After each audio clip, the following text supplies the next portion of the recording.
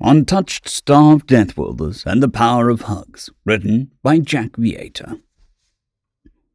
When the humans first greeted us, we were beyond cautious. We, too, were what the galaxy calls Deathworlders, except our case was actually far worse than theirs, if you can believe it. We did not have the luxury of living on a world tolerant enough of us to advance our technologies nearly as fast as the humans did. I believe the farthest we got on our own was what they called steam power, and even then only in very few of the larger settlements. To grow up on the surface of our homeworld was to know dread at every waking moment. For what few of us were able to survive long enough that we were able to form memories, our elders taught us how to fight, how to kill, how to best make use of the spike-tip horns evolution had granted us to fend off the beasts of the night, how to use our claws and fangs to rend the flesh of what few creatures we would consider prey instead of deadly predator. But more important than to fight was how to think, and one thought was above all others. To treat every being you encounter, even your own kind, as though it would not kill you without hesitation, nay, that it was not planning on doing it at any moment, was insanity.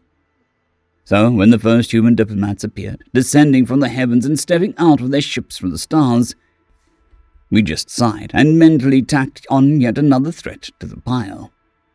We were amongst the last of the settlements they approached, despite the good tidings we heard from the few outsiders we allowed inside the 3-meter-thick steel walls of our tribe's home, barely enough to keep the night beasts out and worthless against the terror beasts of the sky. We remained cautious. And when they finally approached us and made ready to greet us, and I was selected by lottery to be our tribe's emissary, when the time came, I was ready for anything. Or at least I thought I was. As they stepped out of their starships, I almost laughed at their appearance. Soft skin, little fur, save for what paltry wisps graced the top of their heads. Teeth and claws that clearly had no chance of being able to pierce the flesh of even the least of the creatures of this planet, much less being of any use in combat. I almost let my guard down. Almost. And only mentally drafted 3 different countermeasures on how to kill them all as they approached. They engaged in pleasantries, offered gifts, everything they could do to try and get me to let my guard down, to get me to slip up, show weakness. Then they would strike, or so I thought. It went on for days. Every day I met with them, I grew more puzzled. When would they make their move? I would have done so by now. Perhaps they were intimidated by us. After all, the least of us were easily more than a head taller than them. And their biological gifts for the hunt, the chase, the kill were pathetic. Then, on the 7th day, one finally felt brave enough to hug me. I tensed up, and it felt as though time slowed. To touch another without warning outside of training or sparring was tantamount to declaring your intent to kill, and I prepared to rip them to shreds. But something about the sensation gave me pause. I could barely feel the pressure making its way through my fur to my scar-covered flesh, but it dampened my blood rage. They were just holding me, softly, warmly. I was beyond confused, and asked them what, in the name of the lifeblood of my ancestors, they were doing. Their response only puzzled me further. From what we've seen, heard, and learned, well, until you all trust us enough to let us rescue you from the hellhole world, you guys need this more than anything else we can offer. It was so unabashedly strange to touch another without meaning to kill them. And yet, that sensation, that feeling, was unique. Touch, warmth, care, calm, trust. It was alien, literally. But though I didn't know it at the time, they were right. We did need it. I needed it. There's a saying that I only learned later was quite popular amongst Deathworlders of the galaxy. You don't know you're a Deathworlder until you've left home. In that moment, that brief moment of compassion, it allowed me that much. To leave that world, if only mentally, for an instant. If the customs of these visitors were such to allow themselves to be vulnerable, despite their biology, despite their weakness, despite what I had believed to be common sense, did they legitimately have no ill intentions towards us? Against my better judgment, no, not just that. Against everything that I drilled into me as long as I could remember, I let my guard down, and slowly, hesitantly, returned the hug, just standing there sharing in that gentle pressure, savoring that moment. One, unlike anything I felt before, it felt good. Yes, good. Interacting like that with another, with no intent for violence, bloodshed, ending the lives of others, it was nice. It allowed my mind to relax just for a moment and let go of the death, the stress, the blood, the violence, the pain, the loss, the grief, the pressure, the paranoia, the anger, the bitterness, the hatred, the spite, the sadness, the fear. All my constant companions kept bottled up and tucked away deep inside me. All the things that I believed had protected me all those years. And then the bottle cracked. I didn't register when I started shaking, and I don't remember how I ended up on my knees, unable to stop myself violently sobbing.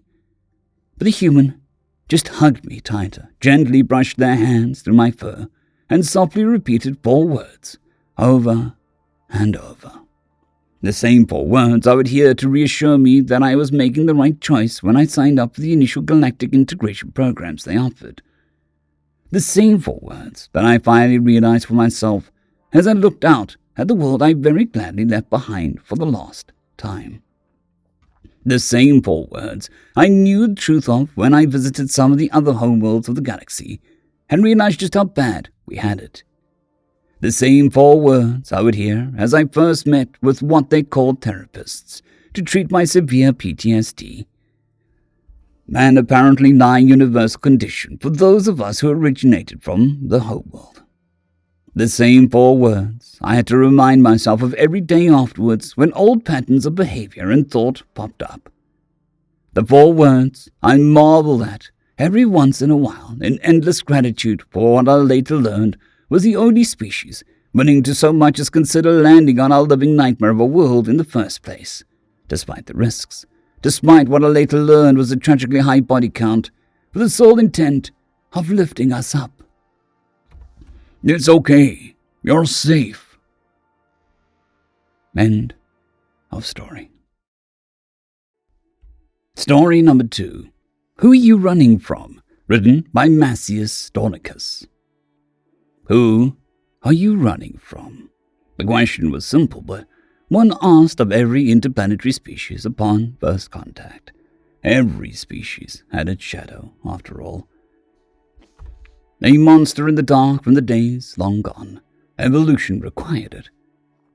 Intelligence was a tool developed to deal with dark forests. Intelligence emerged in symbiosis with violence, necessary for survival. It was iron logic that civilizations emerged from the bloody annals of the prey/predator relationship. As a peaceful species learned to use the world around them, their hunters would forever chase their tails. Technological progression was the only way to escape the horror. Every interstellar species was running from something. The Lagit had the Gajari. The former was a race of small, skittish things. They learned to climb and crawl, escaping the sharp claws of the Gajari, who had developed long snouts with minor appendages enabling them to manipulate the world around them. The Legate had stumbled across the galactic community when terraforming a world, one without their hunters. The Mannequin and the Ferai, a race of large grazers hunted by smaller packs of rabid 4-legged sniffers. Long necks had spent millennia angling towards the stars, eventually fleeing into the warm embrace of the galactic community. The Glycan had the Bahurian, the Klai had the Quay, and the Frike had the Drate. On and on it went. And when a species would overcome their hunters, escaping the atmosphere and finding peace in the stars, the galactic community was there to greet them with open arms. After all, everyone was fleeing from something. "So who are you running from?" asked the Legate delegate, the tapping of the miniature feet translated into rough human script. I'm not sure I understand, came the response. That was normal. The only thing every galactic species had in common were those ancestral enemies. Mistranslations in first contact were to be expected. No other experience was so universal. A shared lexicon was constructed on shared experiences. Translation was always rough, especially for the first few decades of integration within the galactic community. Of course, the delegate said, putting a wire to communicate replication. Their species used strings to send vibrations as a common form of communication. What we mean to ask is, who haunts you? Haunt? Like some sort of ghost? The human delegate asked. The legate felt the hesitation through the taut wire of the translator. The human wasn't understanding the question. Clarification was required. Every species develops to escape. This has been observed. Homeworlds are filled with predators. Technologies need to be developed in order to counter the threat. In evolutionary terms, intelligent life can only emerge as a consequence of violence. Every species that has made contact with the galactic community has been running from something. So who is your monster in the dark? Who haunts your species? The human delegate said, but the translator failed to pick up on any semantic meaning. A long moment paused. The delegate put down the translator for a moment before tapping an appendage on the frame. Eventually, the human delegate's voice picked up, sending wires flying in an explanation. We don't really have one. The legate paused. That had not been the expected answer. Maybe the human had failed to understand the question. Explain. Well, its top feature, the one resembling the sort of oval resting on the pillar flanked by two sides. How odd, moved in a way not yet observed. The legate delegate reflected on this. Maybe vocal noise was not their preferred method of communication. We've been the top of our food chain for quite a while now. We didn't really need error word lines unknown to push us into inventing guns, you know. We mostly fought between ourselves. Impossible, the legate replied, tuning in skepticism to the translator. Species at the top of their respective food chains stop development. Technological innovation stalls. This has been observed. Intelligence becomes innovation through the process of violence from a larger threat. This has been observed. Internal species conflict is only driven by individual mating behavior, so internal conflict cannot drive technology. As divergent groups are too small to contribute intellectually, every intelligent species has its monsters. Well, I suppose I can see that logic, the delegate said, but it wasn't like that for us. Don't know how else to put it. Explain? Right, yeah, of course. Just one moment, gotta get permission to know what I can share. You know how it is. The human delegate moved away from the translator, the screen going dark for a few seconds. The legate pondered the strange words. Permission to share information. What evolutionary purpose was there for withholding information? It seemed most illogical. Maybe the translator was not working properly. The screen flickered back on. Okay. Channels of communication with heroes through unknown entities, Form 117B, Clause 4 of the Interplanetary Nations Committee. Legalese, blah, blah, blah. Just gotta sign here, right? Oh, yeah. Okay, and, so. The human delegate leaned forward.